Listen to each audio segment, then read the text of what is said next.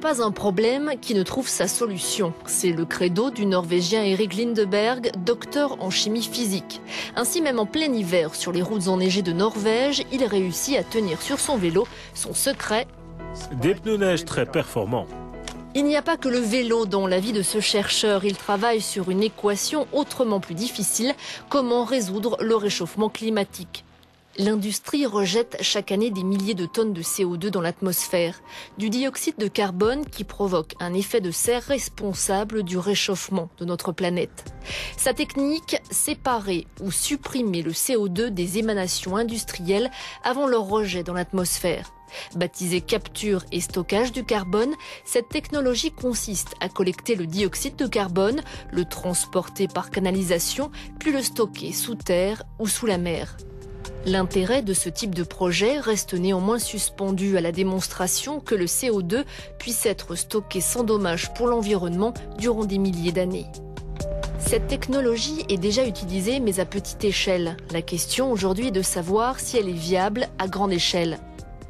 Une de nos équipes a rencontré en Norvège Erik Lindeberg du département de recherche sur les technologies pétrolières de l'Institut SINTEF.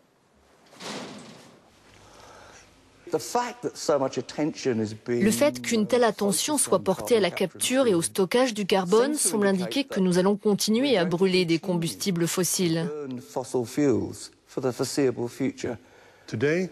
80% de l'énergie que nous utilisons aujourd'hui est constituée par des combustibles fossiles, gaz, pétrole et charbon.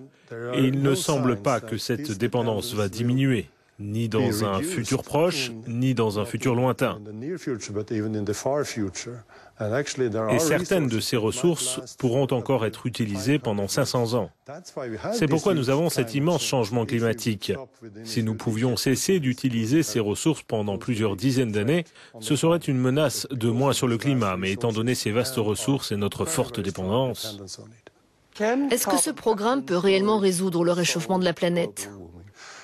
Cela peut être une solution pour les centaines d'années à venir parce que presque partout où nous utilisons des combustibles fossiles, nous pouvons stocker le CO2 et en disposer.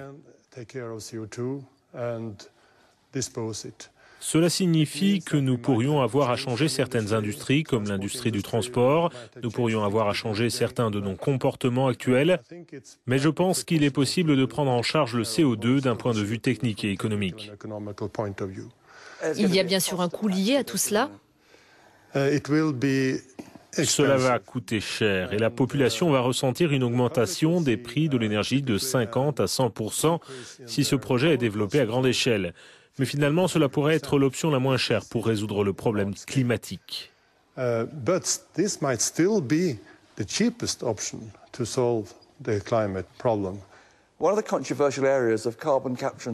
stockage est l'un des aspects controversés de ce projet. Vous m'avez montré un modèle qui indique qu'avec une conservation plus efficace, il est possible de maintenir le CO2 sous terre pendant 5000 ans. C'est bien cela ?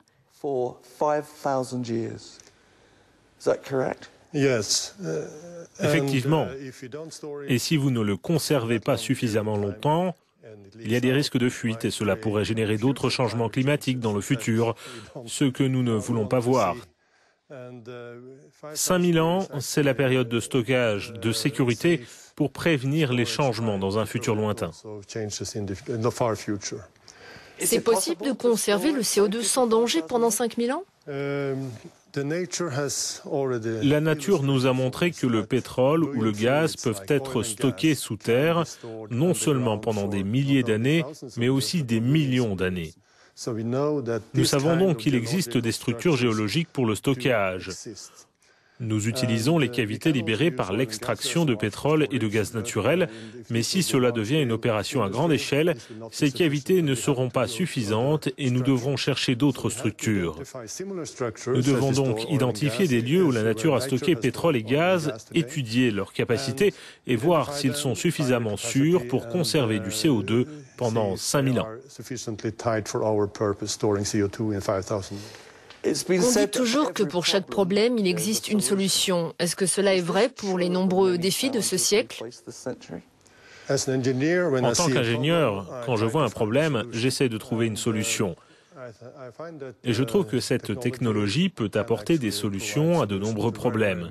Mais je suis aussi suffisamment humble pour admettre que cette technologie n'est pas la seule réponse.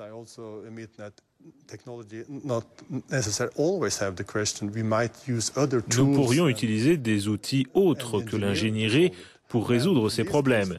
Et dans ce cas, par exemple, c'est d'une solution politique dont nous avons besoin.